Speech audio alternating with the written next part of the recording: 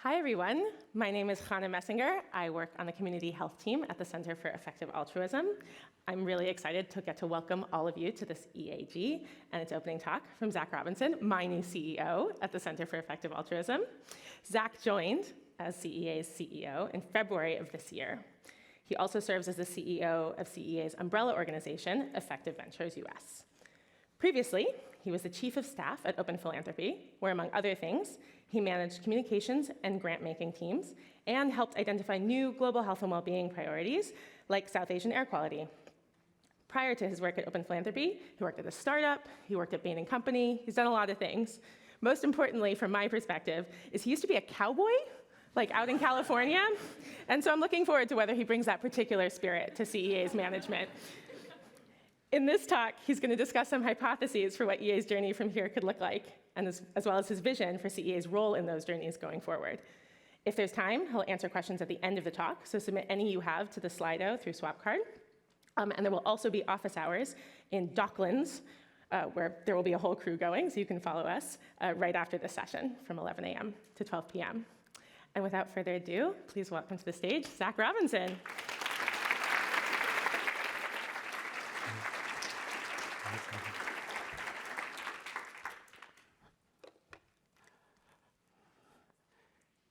EA has been on a journey for these past 13 years, and it's no longer a scrappy group of people in an Oxford basement.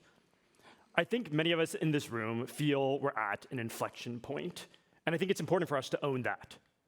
As the new CEO of CEA, one of the most frequent questions I get asked is, what will CEA's relationship with the EA community be?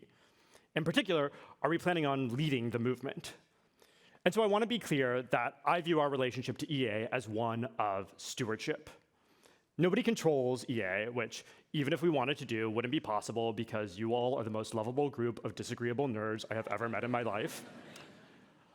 But beyond that, I'm not aiming for CEA to be the leader of EA, but rather a leader, as we work to raise others up and as we steward the movement to lead to its maximum potential.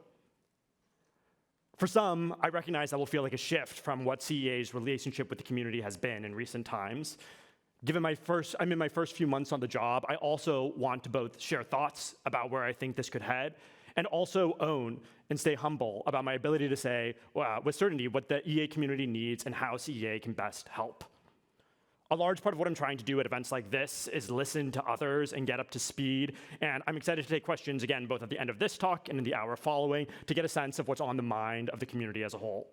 But even while I'm in the process of listening and learning, in the spirit of stewardship, I want to present a few hypotheses of 3 journeys that I think is important for EA to be on. These represent places where I hope that CEA can help steward the community to live up to its maximum potential. For the first journey, I want to introduce you to it by way of Quincy. Quincy is a grants associate at Effective Ventures, which is an umbrella organization for many EA-affiliated organizations like CEA and EA funds and Giving What We Can. Those of you who have received money from one of those organizations may have Quincy to thank for it landing successfully in your bank account. Quincy is holding up something incredibly cute that I assume is supposed to be a kidney because they're in bed recovering after donating their kidney to a total stranger. Now, Quincy's story is also the story of Aby, who has worked on a number of communications projects affiliated with EA, including being the communications director at One Day Sooner as they pushed for a human challenge trial for a COVID vaccine, and formerly leading communications at Forethought, where his responsibilities included working on publicity for Will McCaskill's book, What We Owe the Future. Aby also donated his kidney to a stranger, and it was hearing about Aby's decision that inspired Quincy. Now, Aby's story is also that of Dylan Matthews, who writes for the EA-inspired Future Perfect at Vox. Dylan wrote about donating his kidney to a total stranger, which in turn inspired Aby. And now, of course, Dylan's story is that of Ben Strauss, who I unfortunately don't know and didn't want to grab a random picture of a stranger on the internet off of, but who also donated his kidney to a stranger, as well as one of that of Alexander Berger, who is pictured with a 2011 baby face there, who now leads Open Philanthropy and was one of 2 friends who, you guessed it, inspired Dylan Matthews by donating their kidneys to strangers. Even though kidney donation isn't a top cause for EA, I think it's easy to see why EA and kidney donations have overlapping appeal. Both are interested in altruistically helping others, even if they're total strangers. And there's an elegant tractability that stems from the fact that some people have 2 kidneys, some people have 0, and everyone needs 1. Now, I want to be extremely clear that I am not pressuring anyone in this room to part with their internal organs. I promise that admissions to the next EAG will not cost you one of your kidneys. But I think that the story of Quincy and Abby and Dylan and Ben and Alexander is a powerful reminder that telling human stories can inspire others to do good. These social effects aren't isolated to kidneys. For example, in 2023, 43% of Giving What We Can pledges came from people who were inspired to pledge by other people they knew or an EA group they participated in. And no matter how large EA or its institutions become, I think there's an extremely good reason for us to expect that human connections will continue to matter. And that reason is this: we are weird. Many normal people read about the idea of kidney donation, and it stays just that, an idea, something to read about. The level of moral seriousness it takes to take that idea and then act on it is both admirable and unusual. And to contextualize the level of weirdness, before Quincy was allowed to donate a kidney, medical staff asked them questions like, why do you want to donate a kidney to someone you don't know? Has anyone offered you money to donate? Is anyone pressuring you or coercing you to donate? For some people, the idea of altruistically donating a kidney seems unfathomable, just like the idea of donating 10% of your income or pivoting to a significantly low-paying career instead of in pursuit of further impact. Even as we try to normalize these acts of doing good, the prioritization of neglectedness means that we are systematically chasing weirdness. No matter how much EA evolves, we should never stop being at least a little bit weird. But community and putting a face on what could otherwise be pure philosophy has the ability to turn what's weird human. And human connection has been essential in growing effective altruism, and I believe that will continue to be the case. So I want to hold on to these stories of individuals, and I think they should continue to be faces of EA. But I also think it's important that we combine that power of individuals with something else, the strengths of institutions. And so for the first journey I want to highlight for EA is one, to build up its institutions to be worthy of the individuals and impact that they support. I think there are at least 2 reasons to care. The first one is pretty straightforward. We should care because other people care. It's not a secret that the world is taking more notice of effective altruism. And when people hear of us for the first time, I would love for their first impression to be one of Quincy or Abby or Dylan or Alexander. Sometimes it will be, and I think our communication strategy should include what we can to put that human face forward. But other times, the world will hear about the work of institutions, particularly as some of these institutions have raised tens of millions of dollars and have legitimate track records for changing the world. This will also only become more true if these institutions continue to be successful, broaden their reach with broader fundraising and hiring efforts, and continue to have further impact. Moreover, we know that the other world's institutions care about ours. As many of you are probably aware, in January 2023, the UK's Charity Commission launched an investigation into Effective Ventures UK with regards to handling its conflict of interests and the management of its assets.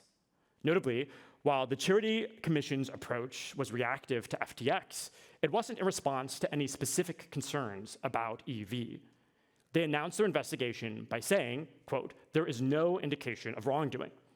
And they also recently concluded their investigation by saying no wrongdoing had occurred and Effective Ventures had acted, quote, diligently and quickly after FTX's collapse. Well, I know it can feel frustrating to be investigated by a regulator when they don't have evidence of wrongdoing. I think there's a real lesson for us to learn from the Charity Commission's proactive approach in vetting the reliability of EV. Which brings me to the second reason why I think we ought to care about our institutions. institutions can create a role in creating scalable trust in communities. As communities grow, it can become increasingly difficult to know and trust every individual. Institutions end up being a bridge between the individuals and their broader communities. Think of the other institutions that play a role in modern life. Things like it's not a matter of trusting every individual in the government or every member of a local congregation or every single journalist who writes for a news outlet, yet people still talk about having trust or lack thereof in the government or the church or the New York Times. People have opinions on how much they can trust in aggregate based on their experiences with individuals and vice versa. And I think having limits to how easily we're willing to grant trust to individuals in a community of our size is a healthy thing and will continue to be as we grow. As we're unfortunately very aware, wearing a light bulb shirt is not, in fact, enough evidence for trust. Nobody gets to decide who self-identifies with this community or not. There's no certification program. As the community grows, it becomes increasingly impossible for all of us to know one another, even as we might like to. I continue to trust that the average person in this room is more likely to share my values than the average person outside of it. But it doesn't mean that every single individual who affiliates with this community is always going to act with integrity or good intent. It also doesn't mean that we should trust them with our resources or to be stewards of this community.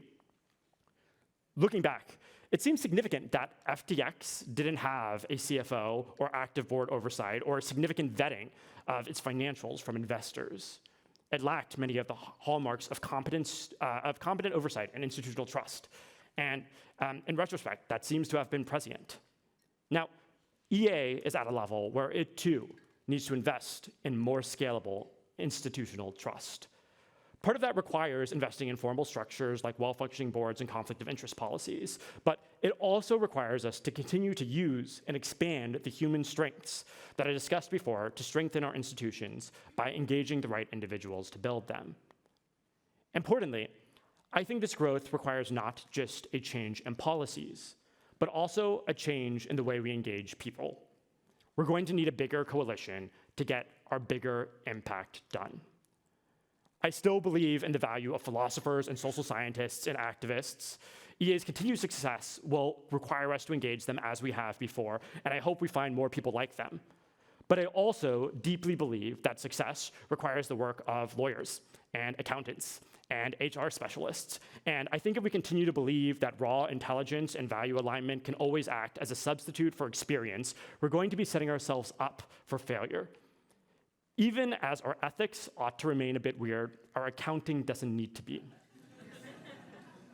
I believe that we can build a community that is worthy of the trust of the people in this room and the world outside it. And doing so will require us to remember that people matter, individually and as part of institutions. The second journey I want to talk about is one related to communication. When I go on my listening tour and talk to people about what they want to hear from and see from CEA's stewardship of EA, by far and away, the number one request I hear is for stewardship of EA communications and the EA brand. The post-FTX era has been extremely difficult for EA. I'm sure many of us have felt the increased scrutiny, and the data backs it up. Some extremely rough analysis of EA-related stories in the 3 months before and the 3 months after the fall of FTX suggests that EA-related stories went from being about 70% positive to around 70% negative. Obviously, there's been a need to grapple with the perception of EA in a post-FTX world, but I think it's a mistake to believe that moving beyond FTX somehow means we automatically put scrutiny behind us. Because while scrutiny comes from scandal, it also comes from success. I think this is a lesson that some parts of our community have long been aware of.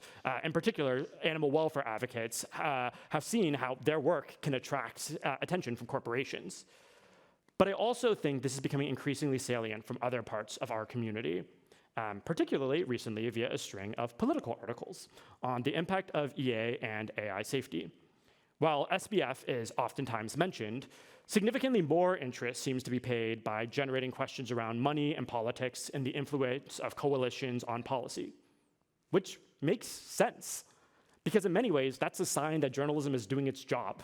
It's looking at powerful actors in an attempt to help their audiences understand what's going on and hold them accountable. So regardless of whether you end up calling it effective altruism or some other version of doing good better 2.0, or refer to individual causes like global health and development or AI safety or animal welfare, substance still matters. Under any name, people can keep telling conspiracy theories unless you do something to help them understand what's actually going on. And if you start screaming at the world to pay attention to poor people dying in Nigeria and chickens suffering in cages and existential risks posed by AI, well, they might at some point listen to you. And that might be the point. That can't start being the point where we have to then run in hiding and stop trying to explain what it is that we're trying to do. Because if we want to optimize for avoiding scrutiny, the path forward is easy. We simply need to stop mattering. So, I feel for many of us, the question should be less whether or not we will be mentioned or whether or not we'll need to explain ourselves to the rest of the world, but rather how we meet the moment when we need to do so. And importantly, in these moments, I do believe we have agency, which I think we can do a better job of helping the world understand us, which right now I'm not particularly convinced that they do. To cite one particularly egregious example, one article in Politico included this. Despite the potential risks, EAs broadly believe super intelligent AI should be pursued at all costs. Less consequential, but more amusing, is them writing about Harold Karnofsky, the head of Open Philanthropy. Most of the world still hasn't heard of effective altruism, much less do they have a deep understanding of the politics surrounding our values or causes, or the diversity of beliefs that people come to when they engage with EA principles. Reporting from YouGov indicates that only around 20% of Americans have heard of effective altruism, and more conservative analysis from Rethink Priorities suggests that the number may be less than 3%. Outside of America, I'd expect the numbers to be even lower. While I expect the numbers to be higher among some demographics who our community members interact with the most, I think the point still stands that much of the world doesn't understand what EA is, or why it is we do what we do. While there are costs to that misunderstanding, it also represents an opportunity, as public opinion has yet to be fully shaped. So the question arises, what ought we do about this? Importantly, I think at some point, we have to stop waiting for other people to tell our stories to the world and start telling them ourselves. In other words, we need to communicate not only inwardly, but outwardly to help the world understand us as well. This will require us to change both the quantity and quality of our communications. When it comes to communicating more, we need to build up the capacity to do so. CEA has been hiring to expand our communications team, and I know other organizations are investing in increased capacity as well. I think it's important for us to use that newfound capacity to be proactive as opposed to merely reactive, and to help the world understand our intent and actions.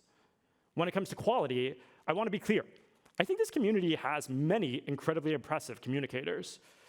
People reaching EA on the internet and in books has historically been a major driver of interest in this community. I think we should continue to lean on what's worked before and continue to attract the audiences we have in the past. But I also think we need qualitatively different communications to interact with a broader audience, both for the sake of helping others realize how effective altruism can help them achieve their goals, and also for the sake of those people in positions of power who may never use our principles, but want to understand those who do.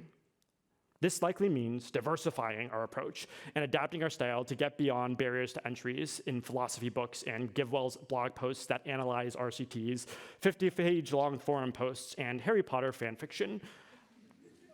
I think that when many people in EA hear this, they get worried that that means we'll become too salesy or become less truthful. I don't think, though, that becoming more accessible means we have to lose our idiosyncratic and nerdy soul.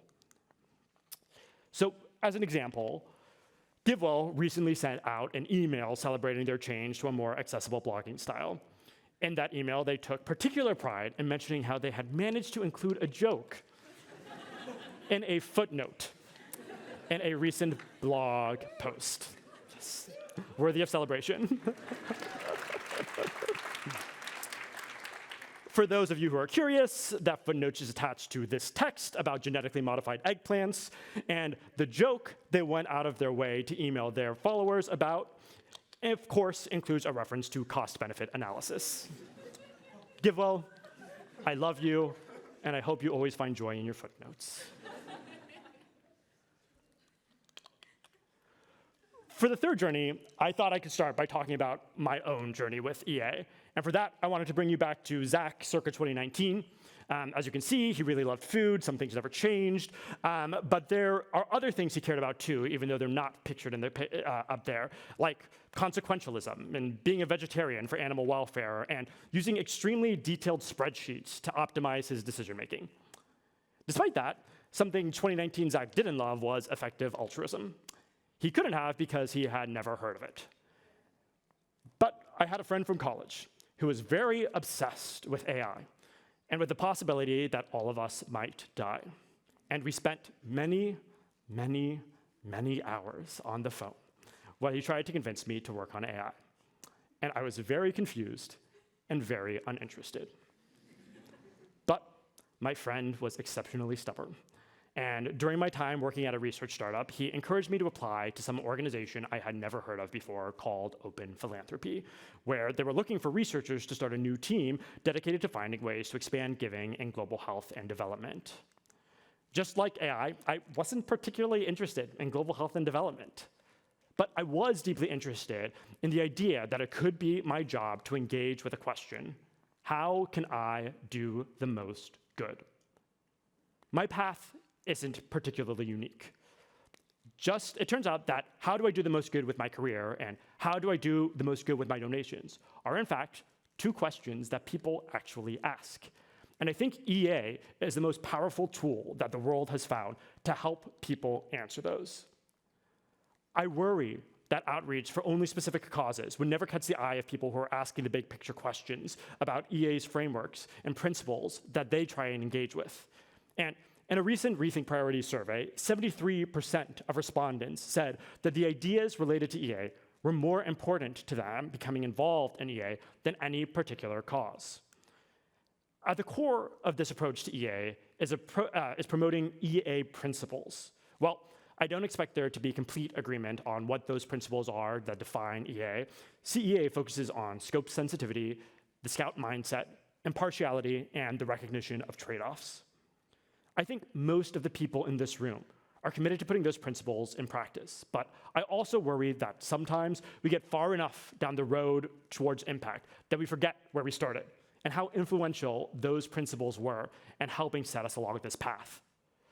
Which is why the third journey I want to talk about is one that I feel like EA has been on, and I hope it continues to be on forever.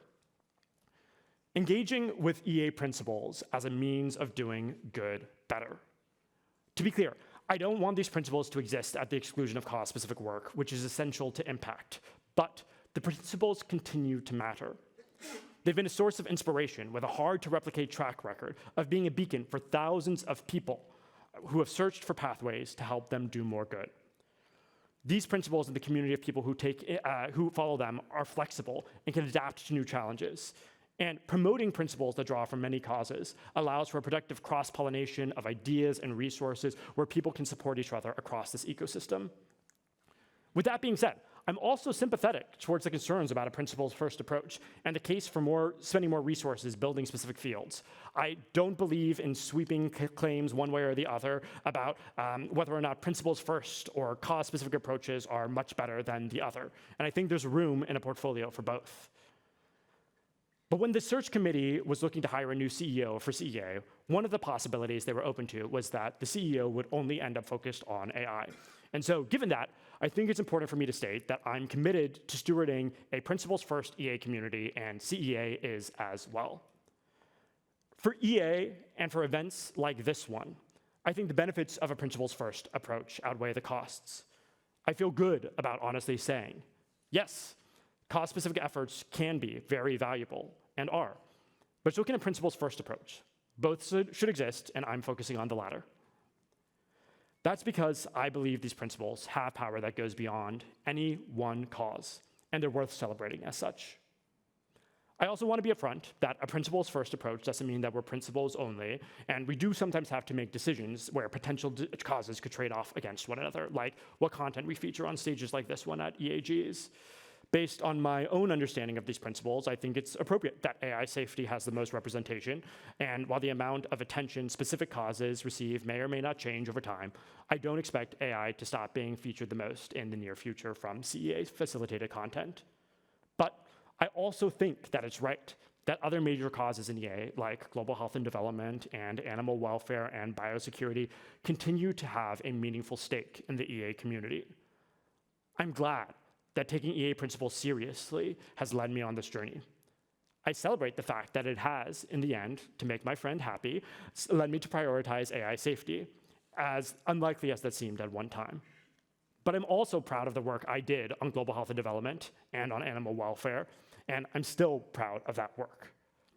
I want this community to be one that can make others feel pride in that work as well.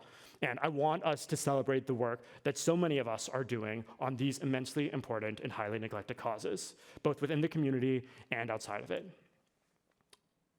So, I recognize there's a journey ahead of me, of CEA, and of this community.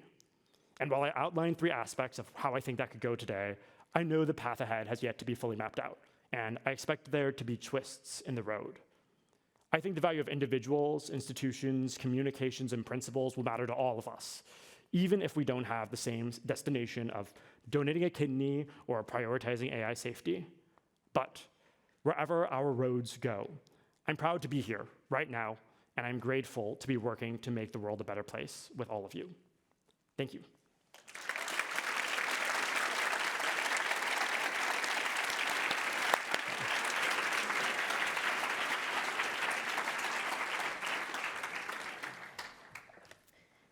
Thank you, Zach, so much.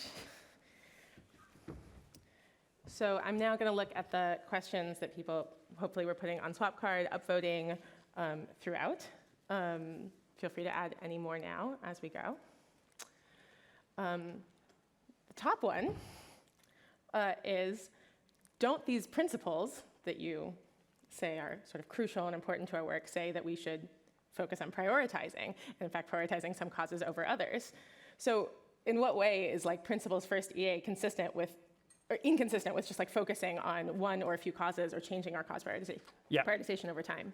So to be clear, I think it's absolutely true. And I think part of what I like about the frame of a principles-first approach to EA is it's not principles only. I think that following these principles should lead people to make decisions on how they want to allocate their resources, which often requires recognizing the trade-offs between multiple causes. It's led me to do so, and I have made decisions along the way on what causes I want to prioritize, which means sometimes I'm focusing on some more than I am on others.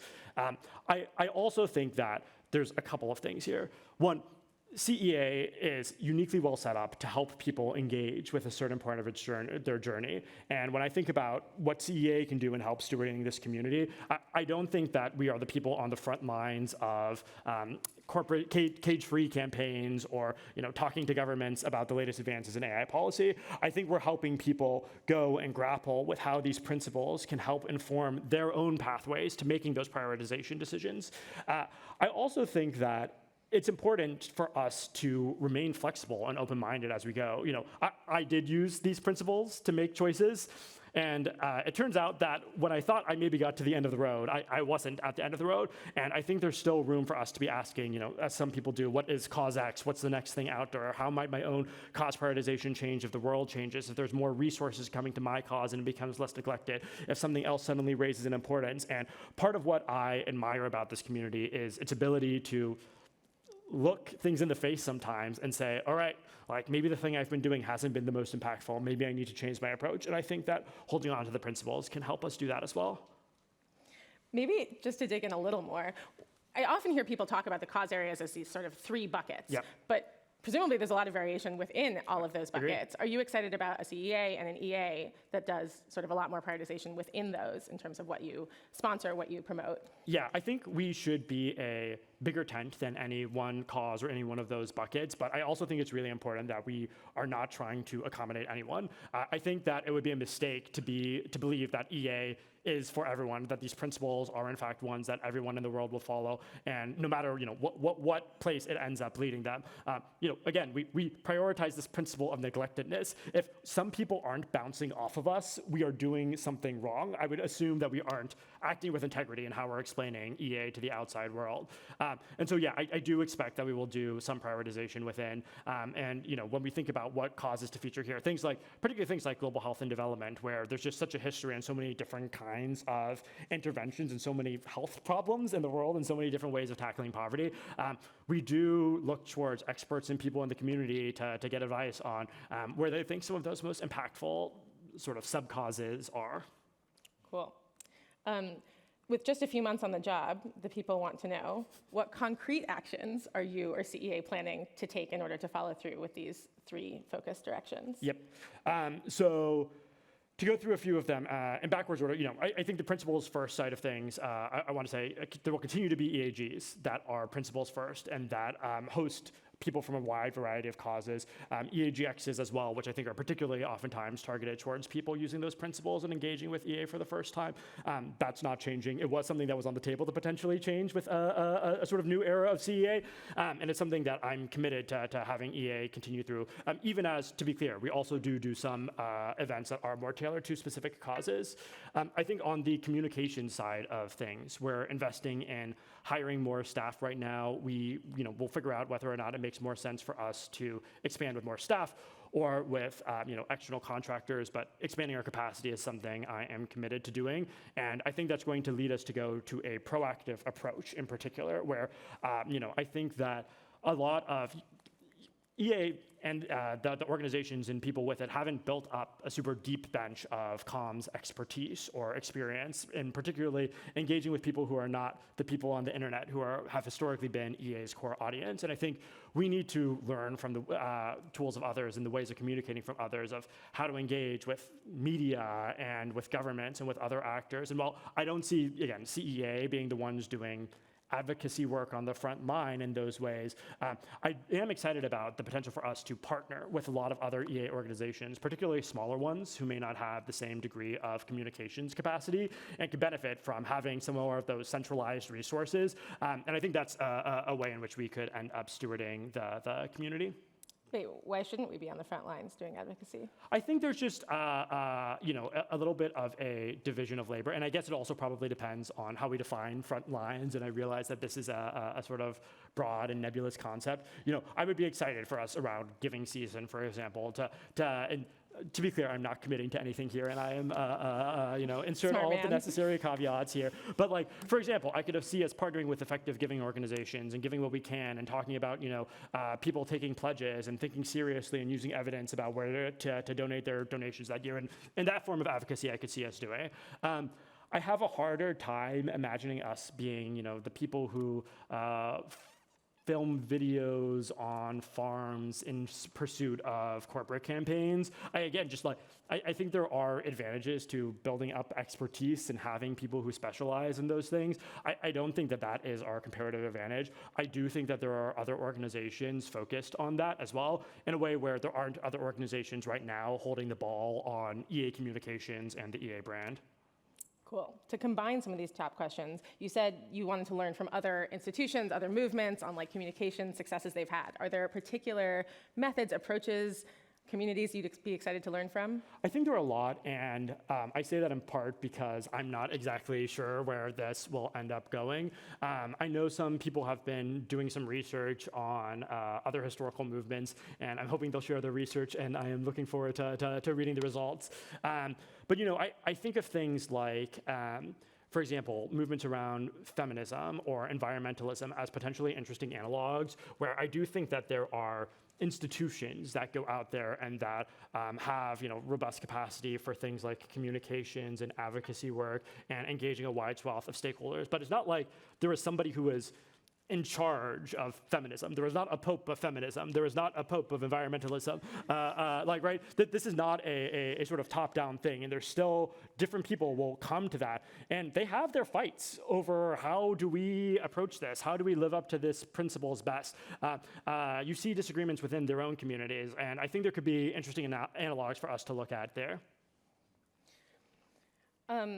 Should there be more competition in the EA meta space? Are there kinds of competition with CEA that you'd be excited to see? Yeah, I certainly think that people should lower their bar for what counts as acceptable competition. Like, I think the number of times I have heard people say, like, oh, I don't want to do X because somebody else is doing X. I'm like, I think that's not a particularly good reason in and of itself. I'm like, how well is the other person doing X or the other organization doing X? Do you know? Have you looked into it? If that other person is doing X, like, do they have the entire world covered in it? Are there other types of geographies or subpopulations that you could target to have a comparative advantage there? Do you have the same approach, the same theory of change? I think 80,000 hours, and probably good for people who are familiar with it, have different approaches to career advice. I'm glad both of them exist. And I think the EA community should embrace both of them. I think if other people want to run events or have another forum online, I say go for it. And now, I also want those people, I think it is good to be collaborative and check with others and get some sense checks if they have a good idea, and if they are well placed to do that. I do think there are risks, for example, for people going out and being like, I am the only representative of EA, and I will talk to the media on behalf of everyone and not collaborate with others. And I do worry about some of those dynamics from a lack of coordination. But in general, I don't think people should. I think people should be less afraid than I have historically heard people being of trying to step up. I would be very excited to see other leaders in the sort of EA and the meta space. Cool. Somebody wants to know even more specifically, and perhaps you'll just pass this off to, you're not in charge of every particular team at CEA and in terms of like. Tell me it's about community health. Yeah, exactly, Please. Exactly. No, but does Principles First EA mean more of a focus on like EA groups versus AI safety groups when CEA is making decisions like that, as perhaps an example of the broader yes. approach you're taking? I mean, just to be clear right now, like we are dedicating significantly more resources to EA groups than AI safety groups, and it is not our current hypothesis that having super robust support for AI safety groups is going to be CEA's long-term comparative advantage or something that's going to be housed within CEA. That could change over time, and I'm not going to say, we may end up having certain kinds of expertise in how to run student groups or city and national groups that could end up being leveraged for other kinds of groups that aren't just EA groups. But yes, I think this is another example of us being committed to principles first. Great, and I think I'll take as a last question, what would most make you think you were wrong about this principles first approach? Oh, I think if other things changed in the world such that I just got a very strong update that one cause, in fact, is highly dominant over all of the others, along all of importance, neglect, and distractibility, and that I had the ability to do something about it, and also that I could probably help others work on that cause because it's so glaringly obvious, and I don't need to go through all of the principles to do it. I think some people who have extremely short AI timelines might be an example of that. Like if we ended up seeing enough progress in AI on a short enough time frame, I might say, yeah, I've made the wrong choice here, and I need to pivot to focusing exclusively on that because it is obviously so urgent. That's not where I am right now. Great. Well, let's hope we don't find out what that looks like. A round of applause for Zach. Thank you so much. Thank you, Hannah.